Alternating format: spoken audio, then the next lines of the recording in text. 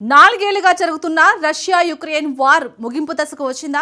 శాంతి దూతగా ప్రకటించుకొని ప్రపంచ యుద్ధాలను ఆపేస్తారని చెబుతున్న అమెరికా అధ్యక్షుడు Trump Ukraine Russia war close చేసేందుకు 28 పాయింట్ ఫార్ములాతో ముందుకు వచ్చారా?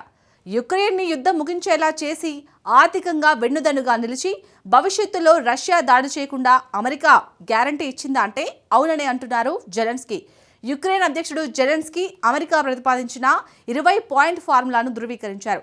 రష్యా నిర్ణయం కోసం వేచి చూస్తున్నట్లు ప్రకటించారు. 4 ఏళ్లుగా యుద్ధం చేస్తూ చితికిపోయిన యుక్రెయిన్, రష్యా దేశాలు అమెరికా విధించే రూల్స్ అండ్ రెగ్యులేషన్స్కి ఒప్పుకుంటాయా, లేదంటే యుద్ధాన్ని కంటిన్యూ చేస్తాయా అనేది సస్పెన్స్.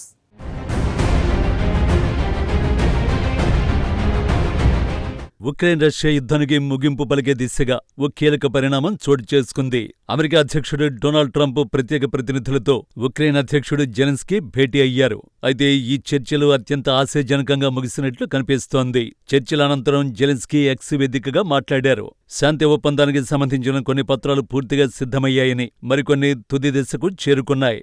అన్ని విషయాలు కొలిక్కి వచ్చినప్పటికీ ఇంకా కొన్ని అత్యంత సున్నితమైన అంశాలపై స్పష్టత రావాల్సి ఉంది. ఒప్పందాన్ని అమలు చేయడంలో అమెరికా బృందంతో కలిసి తాము ఒక అవగాహనకు వచ్చామని జెలెన్స్కీ స్పష్టం చేశారు.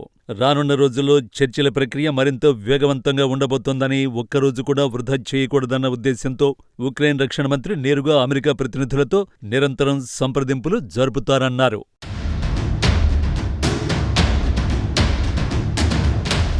అమెరికా ప్రతిపాదనల్ని ట్రంప్ దూత ఒకరు మాస్కో వెళ్లి రష్యన్ అధికారులతో మాట్లాడారు. రష్యన్ ప్రెసిడెంట్ పుతిన్ దీనిపై ఓ నిర్ణయాన్ని తీసుకుంటే 3 దేశాల అధినేతలు సంయుక్త ప్రకటన చేసే అవకాశం ఉంది. అయితే 28 పాయింట్ ఫార్ములా రూపొందించినప్పటికీ రష్యా ఆక్రమిత ప్రాంతాలను ఆ దేశం తిరిగి ఉక్రెయిన్కు ఇస్తుందా?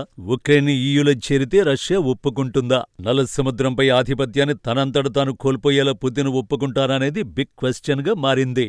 రష్యా ఉక్రెయిన్ మధ్య కొనసాగుతున్న భీకర యుద్ధం నేపథ్యంలో ఉక్రెయిన్ అధ్యక్షుడు వోలోడిమిర్ జెలెన్స్కీ క్రిస్మస్ పండుగను పురస్కరించుకుని కీలక వ్యాఖ్యలు చేశారు. సుదీర్ఘకాలంగా సాగుతున్న ఈ పోరాటంతో ఉక్రెయిన్ తీవ్రంగా అలసిపోయిందని, శాంతి కోసం ప్రపంచమంతా ఎదురుచూస్తోందని ఆయన ఆవేదన వ్యక్తం చేశారు.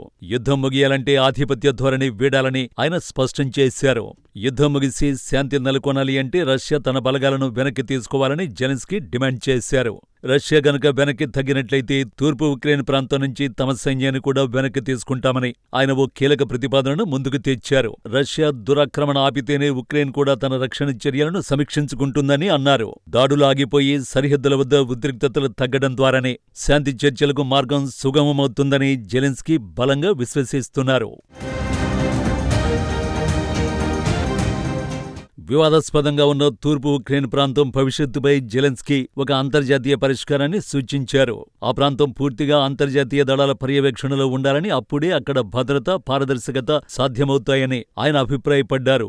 ఏ ఒక్క దేశం పక్షపాతంతో కాకుండా తటస్థంగా ఉండే అంతర్జాతీయ బలగాలు అక్కడ శాంతిని కాపాడాలని కోరారు. తద్వారా స్థానిక ప్రజలు యుద్ధ భయం లేకుండా తమ సాధారణ జీవితాన్ని గడపడానికి అవకాశం ఉంటుందని ఆయన వివరించారు. రష్యా ఉక్రెయిన్ మధ్య శాంతి చర్చలు సజావుగా సాగుతున్నప్పటికీ ప్రధానంగా 2 అంశాలపై ఇంకా ఏకాభిప్రాయం కుదరాల్సి ఉంది. రష్యా ఆక్రమించిన ఉక్రెయిన్ భూభాగాల విషయంలో ఇంకా చర్చలు జరుగుతున్నాయి. ఉక్రెయిన్ తన భూభాగాన్ని పూర్తిగా వదులుకోవడానికి సిద్ధంగా లేదు. ముఖ్యంగా డాన్బాస్ ప్రాంతాన్ని ఉక్రెయిన్ చాలా కీలకంగా భావిస్తోంది. అలాగే ఐరోపాలోనే అతి పెద్దదైన ఈ అణు ప్లాంట్ నియంత్రణ ఎవరి దగ్గర ఉండాలి అనేది ఇప్పుడు ఓ పెద్ద సవాలుగా మారింది.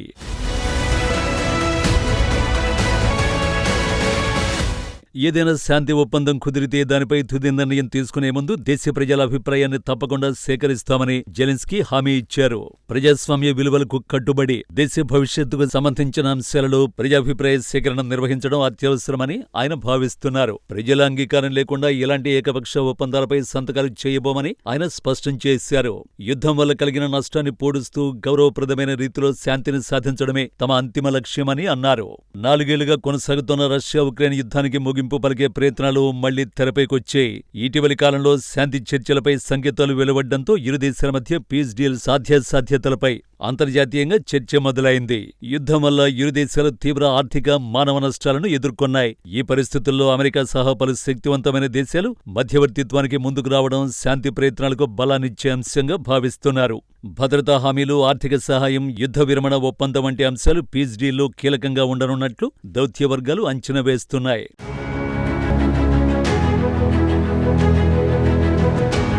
అయితే ప్రధాన అడ్డంకులు ఇంకా అలాగే ఉన్నాయి. రష్యా ఆక్రమిత ప్రాంతాల భవిష్యత్తు, ఉక్రెయిన్ భద్రతా వ్యవస్థలు, యూరప్తో దాని సంబంధాలు, నల్ల సముద్రంపై వ్యూహాత్మక ఆధిపత్యం వంటి అంశాలపై ఇరుపక్షాల అభిప్రాయాలు భిన్నంగా ఉన్నాయి. ఈ కీలక విషయాల్లో ఏకాభిప్రాయం కుదరకపోతే పీస్ డీల్ ముందుకు సాగడం కష్టమేనని విశ్లేషకులు చెబుతున్నారు. యుద్ధం కొనసాగితే నష్టమే తప్ప లాభం లేదన్న అవగాహన పెరుగుతున్నప్పటికీ జాతీయ ప్రయోజనాలు, రాజకీయ ప్రతిష్ట శాంతి ఒప్పందానికి అడ్డంకులుగా మారుతున్నాయి. అయినప్పటికీ తాజా దౌత్య కదలికలు కనీసం చర్చల స్థాయిలో అయినా పురోగతి ఉంటుందన్న ఆశల్ని కలిగిస్తున్నాయి.